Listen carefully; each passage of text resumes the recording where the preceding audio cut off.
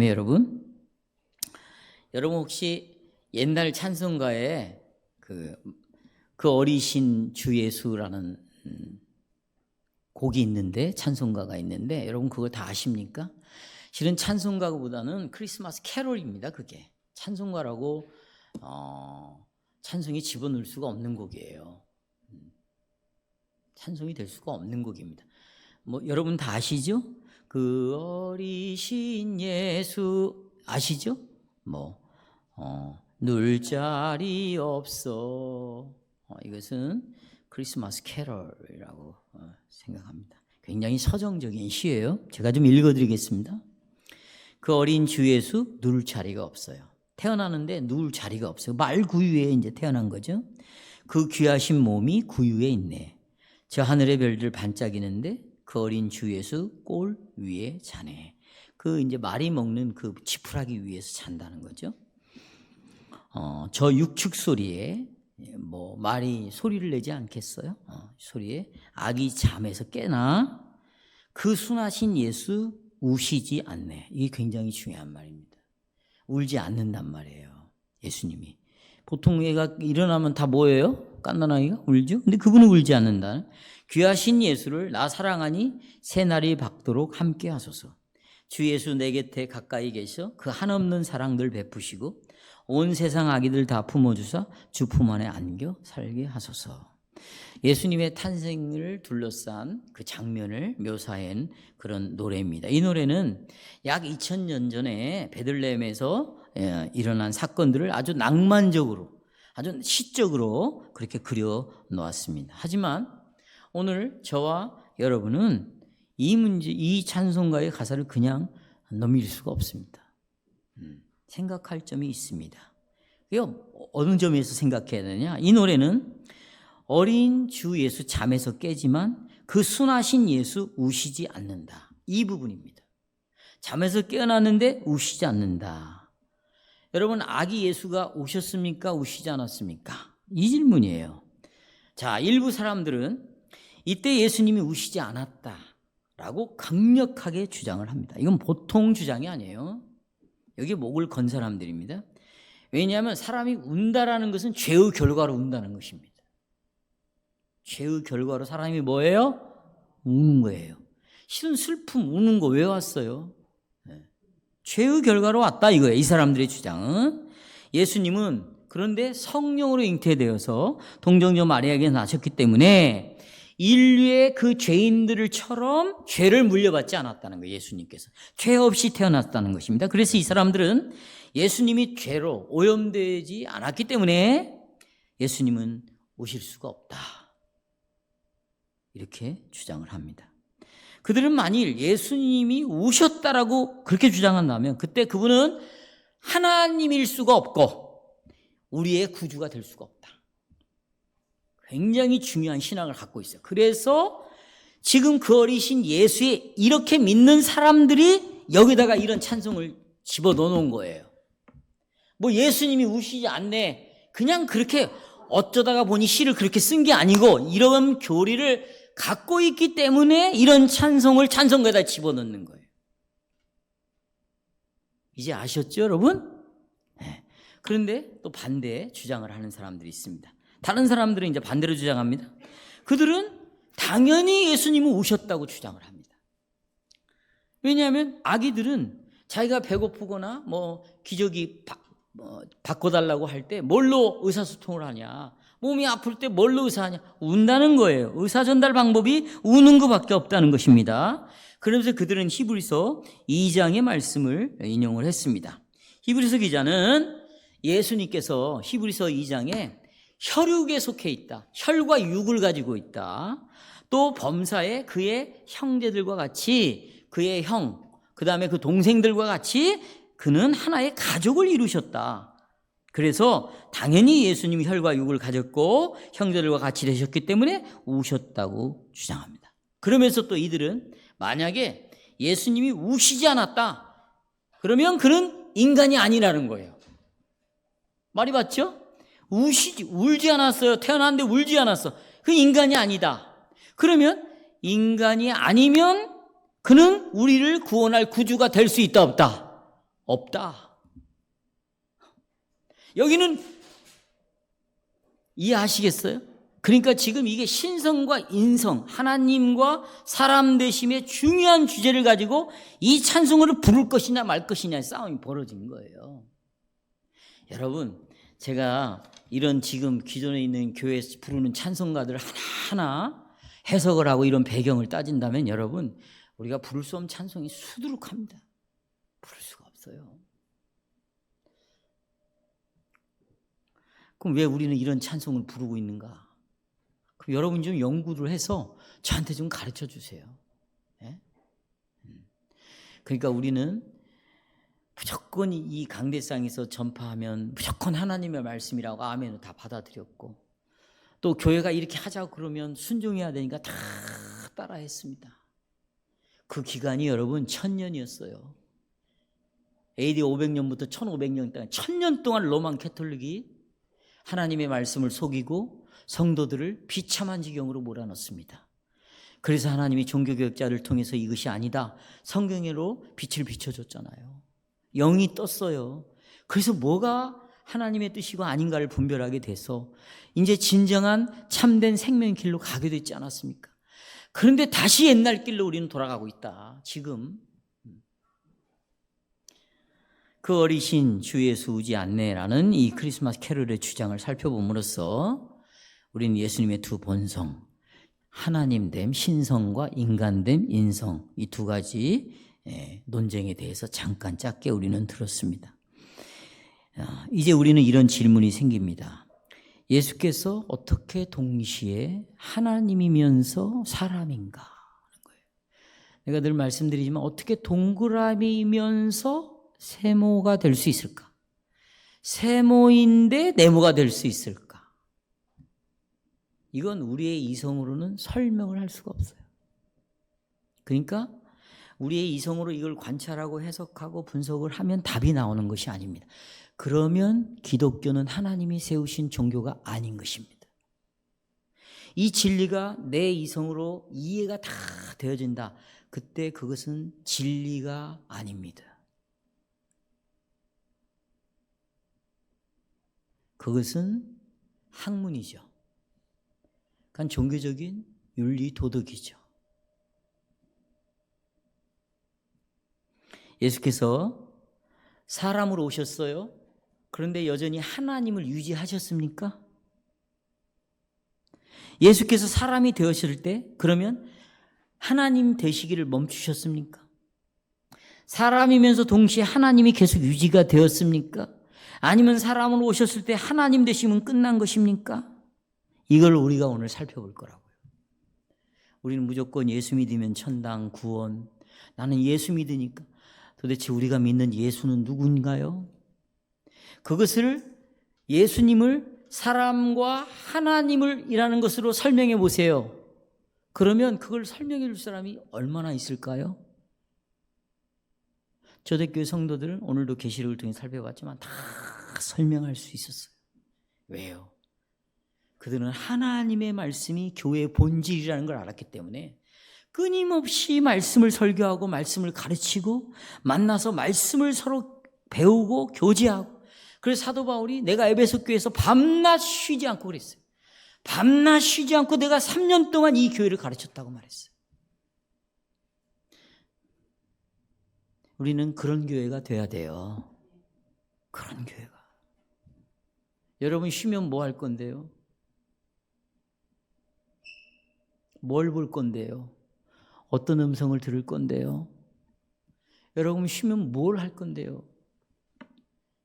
그것이 하나님을 알아가는데, 내가 그리스도를 믿고 깨달아가는데 기여하는 그런 긍정적인 것들을 하시겠습니까? 우리는 그럴 위인들이 하나도 없어요. 여기 나는 할 거야, 그건 가짜야. 그건 속이는 거예요. 그럴 인간이 하나도 없어요. 하나님을 찾는 자가 하나도 없다고 그러잖아요. 시편에서 말하고 있고 로마서에서 말하고 있고, 하나님을 찾는 자도 없어요. 하나님을 구하는 자도 없어요. 나를 구원시켜달라고 하나님께 기도하는 자도 아무도 없다 그랬어요. 우리는 근본적으로 하나님 우리 마음에 두기를 싫어합니다. 그렇게 여러분 인정하시고 지금 예수 믿는 거죠? 네. 그러면 오늘 성령으로 잉태되어서 동정녀 마리아에게 나셨다. 이 부분을 좀 살펴보겠는데 오늘 설교의 전체 주제를 이렇게 정했습니다. 하나님의 영원하신 아들이신 그리스도. 성경이 그렇게 말하니까 이렇게 문구를 만들 수밖에 없어요. 하나님의 아들인데 무슨 아들?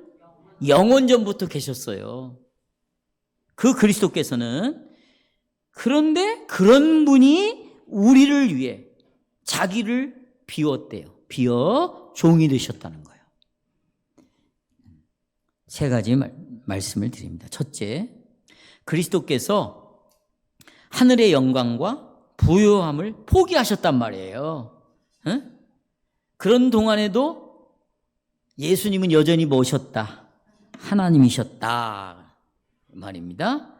자, 이걸 제가 이제부터 설교를 합니다. 사랑하는 여러분, 오늘 오후에 우리 누가복음 1장 말씀을 봉독했죠?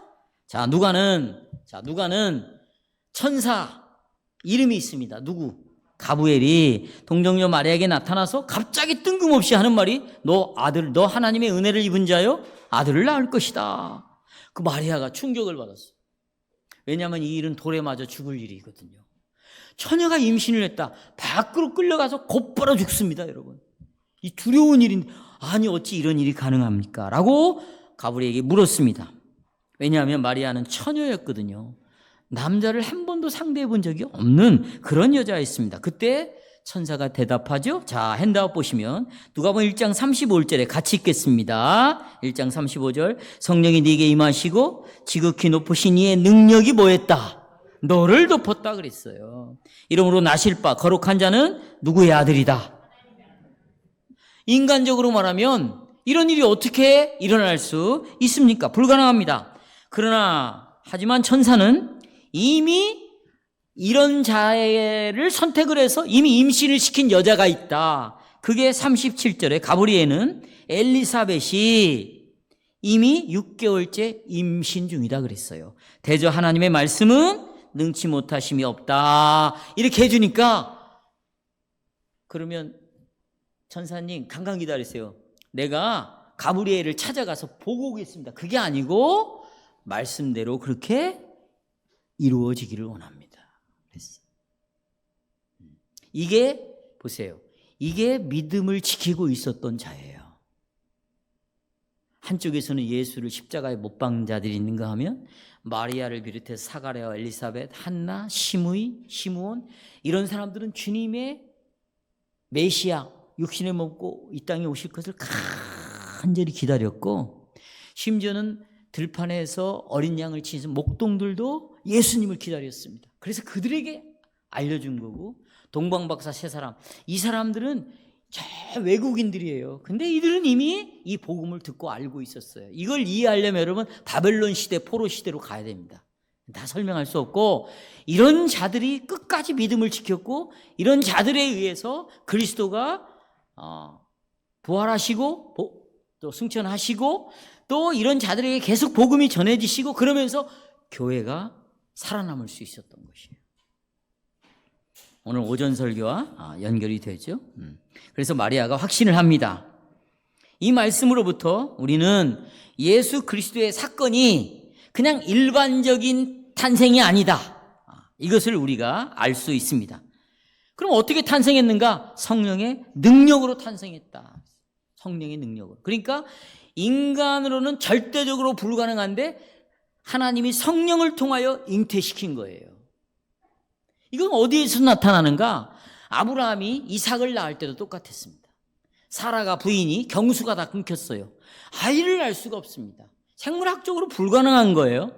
그런데 그가 임신을 한 것은 앞으로 이삭의 후손을 통해서 오실 예수 그리스도가 어떻게 탄생할 것인가를 보여준 거예요. 그러니까 이삭의 탄생은 구약의 첫 번째 크리스마스예요. 다시 이삭의 탄생 구약의 몇 번째 크리스마스? 성령으로 잉태된 것을 이미 통해서 앞으로 예수님이 어떻게 잉태될 것인가. 여러분, 이 예수님의 탄생만 이렇게 태어나는 것이 아니에요. 내가 예수 믿고 하나님의 자녀가 된 우리들이 삶을 살아갈 때 우리는 기적으로 살아가는 거예요. 아니, 내가 할 수 있는 거 다 한다면 뭐하러 기독교라는 종교가 필요합니까? 예수 안 믿어도 다 하는데. 네? 불교 정도의 신자라면, 신앙생활이 기독교의 신앙생활이라면 아니 우리 스스로 얼마든지 할 수 있어요. 그런데 하나님의 백성으로 거듭난 새로 태어난 자의 모든 삶은, 언행은 이제부터는 기적이 아니면 불가능한 거예요. 성령이 역사하지 않으면 불가능한 거예요. 빛이 있으라 말씀하심에 빛이 있었던 것처럼, 하나님의 말씀으로 없는 걸 있는 게 한 것처럼, 하나님의 말씀으로 역사되어져야 비로소 나는 신자로서의 삶을 살아가는 거예요. 이런 믿음이 있어야 그리스도인 삶을 살아가는 거지. 이건 내가 할 수 있어, 내가 하고, 저건 안 되니까 기도나 하고, 이건 벌써 기적의 삶이 아니고 그냥 믿지 않는 자도 살아가는 평범한 삶을 내가 살아가는 것이죠. 그러니까 여기서는 기적 같은 역사가 안 나타나는 거예요. 어떤 역사? 생명의 역사가 나타나야 되는데, 정말 아무것도 없는 데서 생명이 나타나야 되는데, 생명이 뭡니까? 살아있는 거예요. 살아있다는 것이 뭡니까? 살아있는 사람만 배고픔을 아는 거예요. 살아있는 사람만 교제가 가능한 거예요. 다시 말하면 성령의 역사와 성령께서 말씀을 통하여 내 안에 생명을 일으켰다는 것은, 이 사람은 주님과 끊임없이 살아있는 교제가 이루어지는 거예요. 그러면 예수님과 우리와의 교제는 뭘로 이루어져요? 하나님과 우리와의 교제는 뭘로 이루어져요? 말씀을 통해서 교제가 이루어지는 거예요. 그러니까 이 사람의 입에는 항상 말씀이 있는 것이에요. 눈에는 말씀이 고정되어 있고, 이 심장 속에는 늘 말씀을 생각하는 그 심장으로 뛰게 되어 있단 말이에요. 이건 평범한 삶이에요. 이런 사람은 특별한 사람도 아닙니다.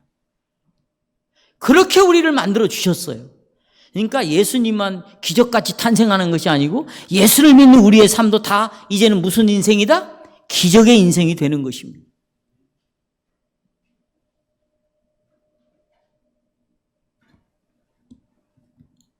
성경은 이 기적으로 탄생했다, 성령의 능력으로 잉태됐다, 분명하게 말하고 있어요. 그리고 설명하지 않아요. 이해시키려고 하지 않아요. 기독교는 설명하는 종교가 아니에요. 내가 이해가 되면 하나님의 말씀이고, 내가 납득이 되면 그것이 신앙입니까? 이런 논리를 만들어낸 자유주의 신학자가 있어요. 칼바르트라는 사람이 있어요. 이 칼바르트를 추종하는 게 여러분 장신입니다. 통합측. 근데 여러분들은 구분 못해. 다 예수 말하고 다 그게 구원이 있는 것 같고 그렇지만, 그래서 여러분, 저를 신학교를 보냈잖아요. 공부하고 오라고. 공부하고 왔다니까. 다 연구하고 왔어요. 그럼 알려주면 그걸 받아들여야지. 내 마음에 와 닿아야 은혜라는 거예요. 내가 마음속에서 은혜가 돼야 그것이 성경 말씀이라는 거예요. 그러니까 말씀이 어렵고 힘들면 은혜가 안 돼. 그럼 말씀이 나한테 와 안 와다. 그럼 은혜가 안 된다는 거예요. 이건 이미 자유주의 신앙을 갖고 있는 거예요. 여러분, 이 말씀이 하나님의 말씀인데 여러분이 스스로 어떻게 은혜를 만들어내고 어떻게 은혜가 되겠어요? 방법이 있죠. 이 하나님의 말씀을 사람의 말로 다 바꿔놓으면 은혜를 만들어낼 수 있어요. 심리학적으로 풀고 상담학적으로 풀고 상황적으로 다 풀어서 현실적으로 적용하면 다 나오고 맞는 얘기지. 전 그런 설교는 3분이면 준비할 수 있어요. 3분. 5분도 안 걸려요. 여러분, 어떻게 인문학적인 설교가 어떻게 내 안에 내가 죄인이라는 걸 알게 할 수 있을까요? 어떻게 이런 설교들이 나의 유일한 구주가 예수라는 사실을 깨닫게 할 수 있을까요? 그냥 이런 설교는 나도 나쁜 놈 중에 하나야, 이런 정도죠. 예수, 내가 힘들 때 필요한 분이야, 이런 정도죠. 그리고 가끔씩 예수는 나의 유일한 구주다, 뭐 이런 정도로 믿지 않겠어요? 나머지 삶은 자기가 구주가 되어서 자기 인생 자기가 결정하고 살아가지 않겠습니까? 그러나 우리 교리문답은 이렇게 인간적으로 설명하거나 이해시키거나 절대 그렇지 않습니다. 분명합니다. 우리 교리문답 보십시오. 핸드아웃 35문답에 보면 예수께서 성령으로 잉태되어 동정녀 마리아에게 나셨다, 이렇게 고백을 하잖아요. 그리고 여기에 대해서 설명을 어떻게 합니까? 영원한 참 하나님이신 하나님의 영원한 아들은 여전히 영원한 참 하나님으로서 성령의 역사로 동정녀 마리아의 살과 피로부터 참 인간의 본성을 취하셨다. 잘 이해가 안 되더라도 그냥 믿으세요. 이 사실은 분명합니다. 예수님이 참 하나님이시고 뭘로 왔다? 살과 피를 가지신 뭘로 왔다? 참 사람으로 왔다. 이제 우리는 한번 이걸 이해하기 위해서 성경을 가지고 노력을 해보겠어요. 자, 우리가 노력을 하는데 자기 스스로 아무것도 없는데 노력을 하는 것이 아니라 성경을 갖고 한번 노력을 해보자고요. 뭘 가지고? 성경 갖고. 자, 빌립보서 2장 6절입니다. 그는 근본 하나님의 본체이시다. 하나님과 하나란 말이에요. 다 한 분인데 하나님과 동등됨을 취할 것으로. 근데 하나님과 같은 분인데 하나님과 동등됨을 취할 것을 여기지 아니하고 오히려 자기를 비웠다는 거예요. 뭘로? 종의 형체를 가졌다. 그래서 누구처럼 되었다? 사람들과 같이 되었다. 예수님에 대해서 이렇게 말합니다. 바울은 여기서 근본 하나님의 본체이신 예수님께서 사람이 되었다. 그러니까 예수는 누구이시면서 동시에 누구이시다? 사람이다 라고 우리에게 말씀해 주시고 있어요. 특별히 여기 아주 중요한 단어가 나오는데 여기 보면 자기를 비우셨다. 한번 자기를 비우셨다. 이게 굉장히 중요한 단어예요. 보십시오. 이 비우다라는 말은 케노시스라는 단어인데요. 여기서 케노시스 신학이 나옵니다. 한번 따라서 케노시스 신학. 이거 우리 배워야 돼요. 옛날 같으면 그저 아멘, 아멘, 할렐루야 하면 다 은혜 받았어요. 지금은 그런 식으로 당신과 나의 신앙을 유지시킬 수가 없어요. 이렇게 과학과 이성이 판을 치는 시대에 그런 거 가지고 내가 예수를 믿을 수 있는 답을 얻을 수가 없는 거예요. 무조건 은혜만 받고 무조건 감동이나 일어나면 내 신앙을 유지시킬 수 있을 것 같아요? 그러니까 교회 밖으로 전부 다 나간 거예요. 왜? 세상의 것들이 왔을 때 이걸 이겨낼 수 있는 신앙을 갖고 있자, 성경을. 그래서 우리는 이런 걸 배워야 된다. 비움의 신학. 여러분, 케노시스라는 이 이론은 뭐냐면 이겁니다, 여러분. 아까 예수님이 하나님과 본체이시나 자기를 어떻게 했다고 그랬어요? 비웠어요. 그러니까 하나님 되심을 포기했다는 거예요. 그분이 하나님이신데 인간으로 오시면서 하나님됨을 비우셨어요. 신성을 남겨두지 않았어요. 그러니까 오로지 인간으로만 오셨다고요. 인간으로만. 그러니까 결과적으로 그들은 어떤 하나님으로서 특별한 능력을 가졌다는 걸 부인하는 거예요. 초자연적인 지식, 초자연적인 능력 다 부인하는 것입니다. 물론 우리는 그들의 불신앙의 근거에서 나온 이 케노시스 이론을 우리는 받아들이지 않아요. 동의하지 않습니다. 우리는 뭘 동의합니까? 뭘 고백합니까? 예수님이 이 땅에 오셨을 때 뭘로 오셨다? 참 하나님으로 오셨다고 고백합니다. 바울은 빌립보서 2장 6절에 그는 근본 누구의 본체? 하나님의 본체. 이게 강조점이에요. 그러니까 성도 여러분, 예수 그리스도께서는 항상 하나님이셨어요. 하나님이 아니신 적이 없어요. 계속해서 하나님이셨어요. 언제부터 하나님이셨어요? 영원 전부터 하나님이셨어요. 몸을 입고 할 때도 하나님이셨어요. 계속해서 하나님이셨습니다. 심지어 그분이 사람이 되셨을 때도 누구셨어요? 하나님이셨어요. 예. 그래서 성도 여러분, 요한복음 1장 1절에 태초에 뭐가 계시니라? 말씀이 계시니라. 이 말씀이 누구와 함께 하셨고 하나님과 함께 하셨으니 이 말씀은 곧 누구다? 여기서 말하는 태초는 영원전의 태초예요. 창세기 1장 1절에 태초에 하나님이 계시다 할 때 그 태초는 시간의 시작을 가르치지만 태초에 말씀이 계셨다 하는 이 태초는 영원전의 태초예요. 그러니까 히브리 헬라어를 잘 알아야 설교를 올바르게 할 수 있는 거예요. 영원전부터 그분은 하나님으로 계셨다.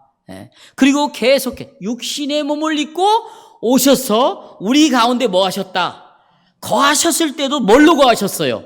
하나님으로 거하셨다. 그래서 핸드아웃 보시면 히브리서 이걸 이렇게 말합니다. 히브리서 1장 3절에서 그리스도께서는 하나님의 영광의 빛이다 그랬어요. 아까 우리 찬송했죠? 시편 118편 찬송했어요, 안 했어요? 여러분, 자, 일반 찬송은요, 내가 일반 찬송을 공격하는 게 아니에요. 성경을 몰라도 은혜스러워. 내가 늘 18번 있잖아요. 나 주를 멀리 떠났다 이제 옵니다. 뭐 이런 찬송 그냥 몰라도 그래 내가 세상에 살다가 이제 돌아왔지. 그래 은혜야 나를 받아 이렇게 되죠. 시편 찬송은요. 이 성경의 뜻이 무엇인가를 모르면 이 찬송을 부를 수가 없어요. 기독교는 그런 종교예요. 하나님을 아는 지식을 가지고 나를 찬송하라는 거예요. 내가 누군가를 알고. 일반의 우상의 신들은 그 신이 누군가를 몰라도 돼. 상관이 없어요. 대신에 저분을 통해서 농사가 잘 됐다. 그러면 그 신은 나에게 은혜의 하나님인 거예요. 일반 종교는 그런데 왜 기독교를 일반 종교로 만들었어요? 여러분과 제가. 예? 하나님이 누군가를 알고 불러야 될 거 아니에요. 여기 지금 보세요. 하나님이 영광의 빛이 그 아들이라는 겁니다. 근데 그분이 구원의 뿌리라는 거예요. 아까 그런데 그분이 뭘 당하셨다고? 고난당하셔서 우리를 구원했다는 거 아니에요. 이 복음을 알아야 118편을 부를 수가 있는 거예요. 그래서요, 시편 찬송은요, 정말 거듭나 주님을 믿고 이 성경을 배우고 알아가는 사람만 부를 수 있는 거예요. 그래서 들어보세요. 그래서 기독교는 대중문화가 아니에요. 기독교의 찬송은 대중찬송이 아니에요. 아무나 와서 부르는 게 아니라고요. 대중이라는 게 뭡니까? 모든 사람들이 공유하고 소유할 수 있는 게 대중문화라는 거예요.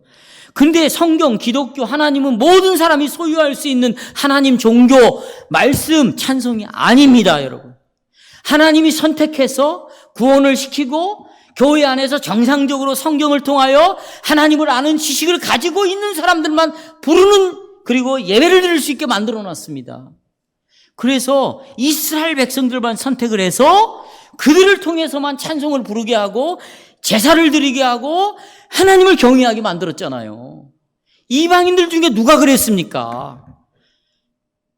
지금은 기독교가 완전히 사회화되어 버렸어요. 가스펠송을 듣는데 이게 팝송인지 일반 가요인지 구분이 안 가. 내 속에 내가 너무도 많아. 여러분 가시나무라는 노래 알아요? 그 노래 부르면 그냥 일반 가요 같아요. 근데 그게 찬송이라는 거야. 복음성가라는 거지. 기독교와 일반 종교, 우상의 종교에 담을 헐어버리고 간격을 좁혀버리고 여기에 대한 차이를 없애버린 사람들은 화가 있을 것이에요. 그건 그리스도의 죽음을 헛되이 만드는 자들입니다. 우리는 이것을 끝까지 지켜야죠. 목숨을 바쳐서 주님은 이 땅에 교회를 세우셨고 말씀을 맡겨서 이 말씀이 혼합되지 않고 계속해서 가르쳐지고 전파되어서 유지되기를 바라니까 우리가 이것을 지켜가야 되지 않아요? 보십시오. 하나님은 영광의 빛이라는 것이에요. 그분은 원래 누구시다? 하나님이시다. 그분이 이 세상에 오셨을 때도 변하지 않았습니다. 그러니까 보십시오. 예수님은 당신 자신을 이렇게 말했어요. 나를 본 자는 누구를 봤다? 아버지 하나님을 봤다고 그랬어요. 예수님이 곧 누구시다? 나를 믿는 자는 누구를 믿는 것이다? 왜냐하면 나를 믿는 자는 하나님을 믿는 것이다. 왜? 하나님이 나고 내가 하나님이고 그래서 삼위일체라는 말이 나오는 거예요. 그리고 나는 하나님 아버지의 아들이다. 그런데 언제부터 있었냐? 영원전부터 아버지의 품속에 있다가 나왔다. 그건 그분이 하나님이시지만 그분의 신분에 있어서는 하나님의 아들로 있었다는 거예요. 하나님의 아들이지만 그분은 누구시다? 하나님이시다. 그래서 오직 여러분 하나님만 죄를 사하는 권세를 갖고 있는데 예수님이 이렇게 말하죠. 네 죄를 내가 용서했다. 더 이상 이런 죄를 짓지 마라. 이건 하나님만 할 수 있는 거고 제자들은 그 예수를 믿음으로 그분은 하나님이시고 하나님의 아들이시고 우리의 주이시고 주는 그리스도시요 주 우리의 누구시다? 그리스도다. 하나님이다. 이렇게 고백을 했어요. 뿐만 아닙니다. 여러분. 예수님이 하나님이라는 것은 예수님이 가지고 있는 지식에서도 나타나요. 여러분 이거 잘 아셔야 됩니다. 예수님은 모든 걸 알고 있지 않아요. 아니 하나님이면 모든 걸 알고 있어야지. 그분은 사람이라니까 그 모든 걸 알고 있지 않아. 그래서 그분은 지혜가 자라고 또 뭐가 자랐어요? 지식이 자랐다고 그랬잖아요. 키가 자라고 그렇죠? 지식이 자라고 지혜가 자랐다. 그러니까 예수님은 계속 지식이 자라가는 그런 분이셨어요. 이런 면에서는 사람이다 하나님이다. 그런데 동시에 뭘 가지고 있어요? 하나님을 가지고 있어요. 하나님이세요. 그래서 보세요. 사람을 만나보지도 않았는데도 그 사람의 마음을 꿰뚫어 봐. 나다니엘이 어떤 마음을, 네 마음에는 간사함이 없구나. 그리고 네가 무화과 나무 아래에서 뭘 했는지 이미 다 알고 있어요. 이건 누구만이 알 수 있는 거예요? 하나님만이 알 수 있는 거예요. 우물가의 여인 보세요. 우물가의 여인, 너 남편이 몇이냐? 묻잖아요? 이미 남편이 몇인 걸 알았어. 5인 걸 이미 다 알았어요. 이런 초자연적인 지식은 하나님이 아니면 할 수가 없는 거예요. 이미 나사로가 죽기 전에 이미 죽었다는 거 다 알았어요. 소식 전하기 전에 나사로 죽었다는 걸 다 알았어요. 예수님은 신성을 가지고 있었는데 그가 가신 능력에서도 나타납니다. 병 고쳐 눈먼 사람, 저는 사람, 귀신 들린 사람, 이런 거 보고 나도 예수의 이름으로 명하는 귀신아, 나는 기가 확 막혀서 죽을 것 같아. 왜 예수님이 이런 일을 행하셨는가를 몰라요. 그러니까 성경을 성경으로 이해를 못하고 성경을 자기 식대로 이해해버리는 거예요. 여러분, 예수님은 그리스도로 왔어요. 기름 부음 받은 자, 우리의 유일한 구원자로 왔어요. 그것을 표시하는 게 뭐냐면 이 기적을 나타내는 거예요. 여러분, 메시아 구원자 그리스도가 오셔서 하는 일이 뭔데요? 어둠을 몰아내고 빛으로 데리고 오는 거예요. 근데 어둠의 그림자들이 뭡니까? 다 병든 모습이 그게 죄의 결과로 생긴 거예요. 그러니까 눈에 보이는 이런 병들을 고침으로 죄에서 건져낸다는 것을 보여주는 거라고, 표적으로. 근데 내가 예수도 아닌데 내가 어떻게 뭘 하겠다는 거예요.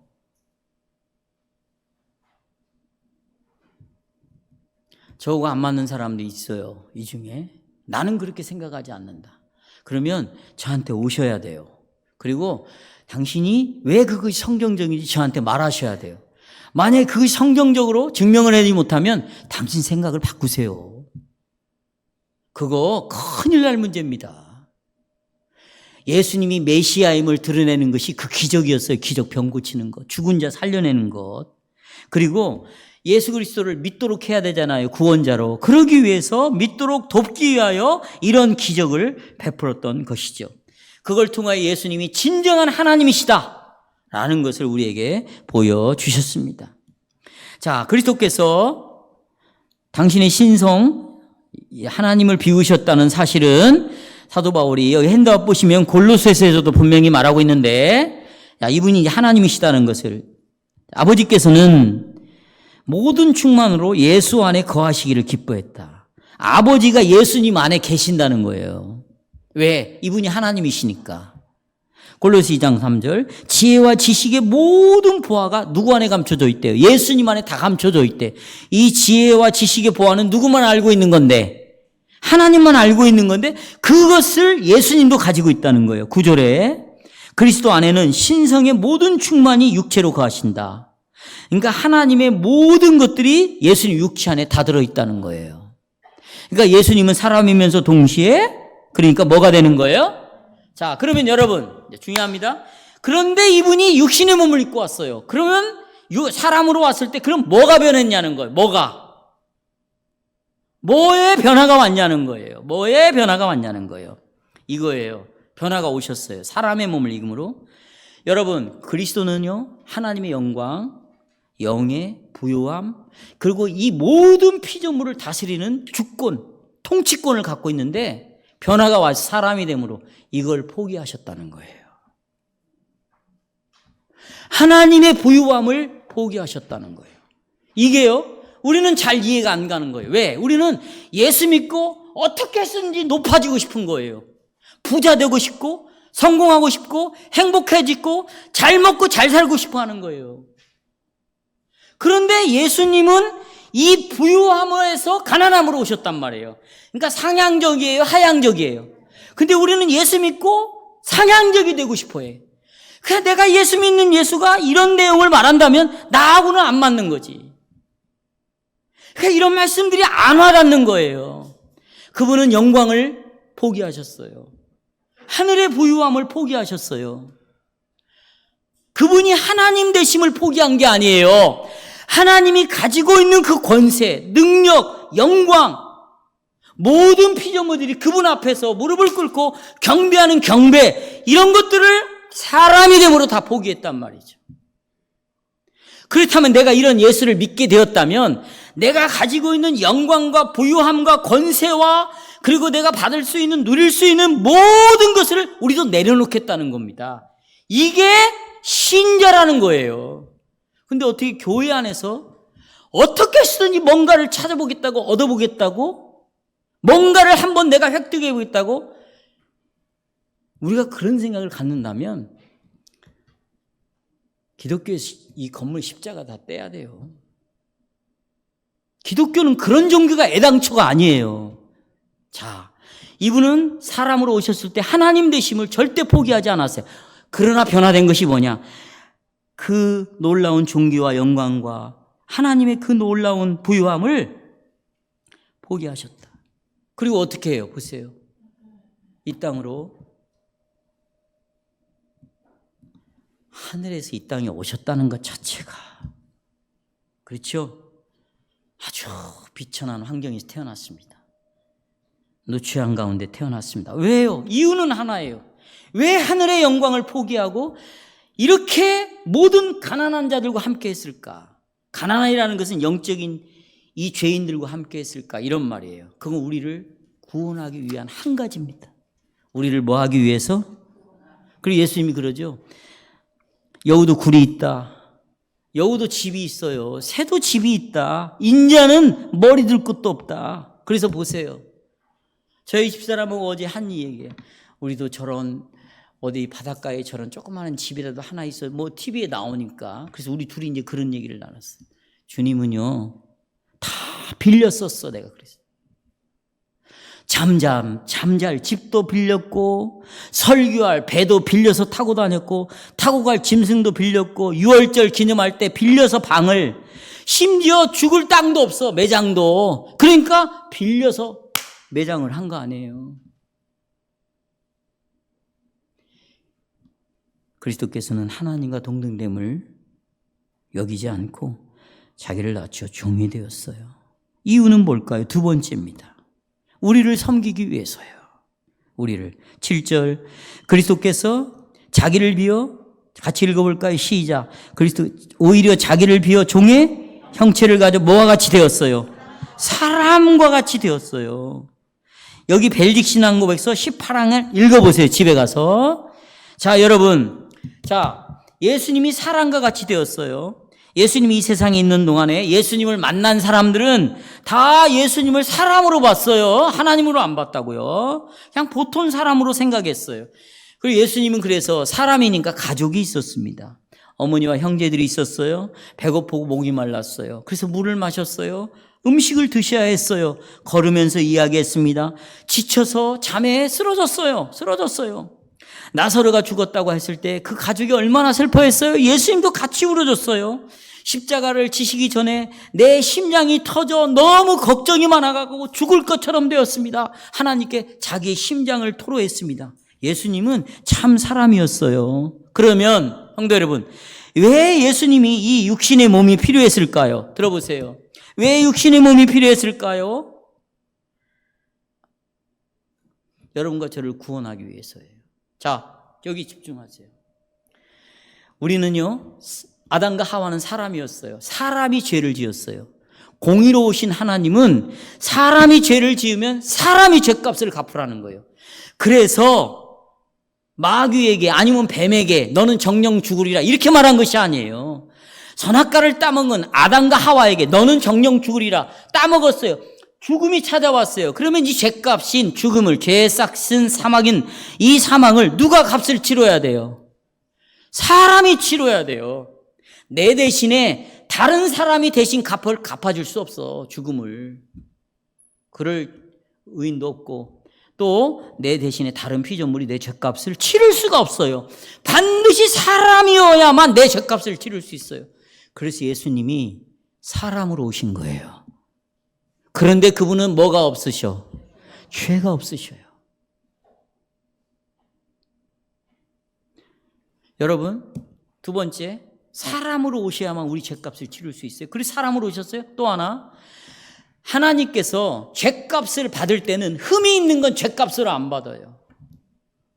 여러분, 구약의 제사를 드릴 때 이 짐승에 흠이 있으면 받아야 안 받아요?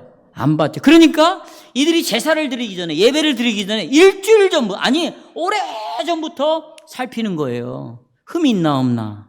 그리고 예배를 드렸단 말이죠. 여러분들은 토요일 날 늦게까지 TV 봐, 핸드폰 갖고 놀아, 그러다가 아무 생각 없이 주일날 시간 다 되면 여기를 와. 어쩌자는 거예요? 저보고 어쩌란 말이에요? 그리고 자기는 예배 드렸다. 오늘 여러분 예배 끝나면 나 오늘 예배 드렸어. 주일 그러고 할 거 아니에요. 왜 하나님까지도 속이려고 그래요? 안 속는다니까 하나님? 미리 살펴야 되잖아요. 미리 짐승을 살피고 흠이 있나 없나를 보고 그들은 예배를 준비했어요. 흠이 있으면 안 받아. 그럼 우리도 주일 저녁에 핸드아웃 이미 카톡으로 다 나갔으면 오늘 설교한 본문이 어딘가는 읽어오고 주제가 나가고 대지가 나가면 이것이 무슨 의미가 있는가 연결도 시켜보고 그리고 오늘 와서 준비를 하고 와야 될 거 아니에요. 그렇죠? 이제부터 하고 오세요. 오세요. 그런 은혜를 주셨잖아. 죄값을 치러서 영원한 진노와 심판을 대신 예수님이 감당해 주셨잖아요. 그리고 나를 죄 없다고 해 주셨잖아요. 오늘도 하나님 보좌 앞에 나가서 흠이 없는 자로 나갈 수 있게 만들어 주신 것은 예수 그리스도의 은혜의 100%잖아요. 만약에 내 노력이 눈 하나, 이 눈꺼풀 하나 움직이는 것이 내 구원에 도움이 되었다면 저는 저주를 받을 것이에요. 아무것도 내가 받은 구원과 은혜에 도움이 된 건 아무것도 없어요. 오직 그리스도의 은혜잖아요. 그런데 이분이 우리의 죄값을 치르려면 흠이 없어야 돼요. 그래서 그분은 죄 없이 오신 거예요. 뭘로? 사람으로 오신 거예요. 아멘. 이제 결론은 이것입니다. 그런데 성도 여러분 보십시오. 예수님께서 이렇게 사람으로 모양으로 나타나셔서 자기를 낮췄어요. 그 다음에 뭐하기까지 복종하셨어요. 죽기까지 복종했어요.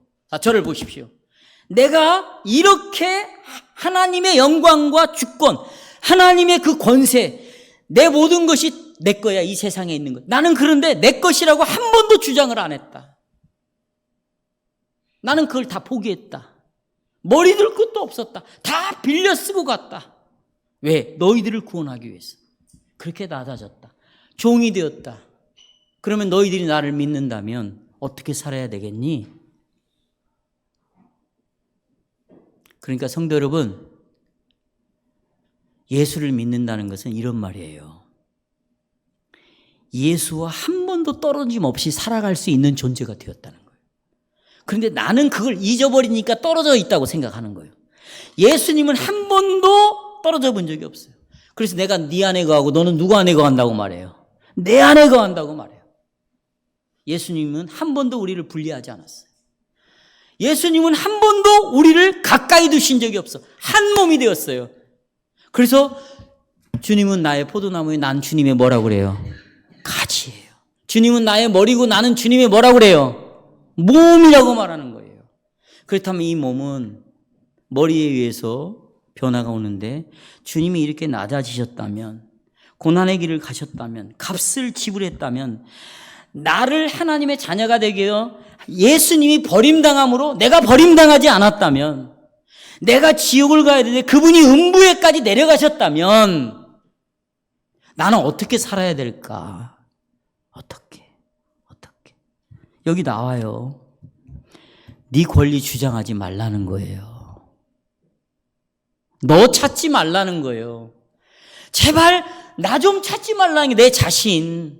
예배 드리면서도 내가 늘 말하잖아요. 나를 찾아. 왜? 나를 왜?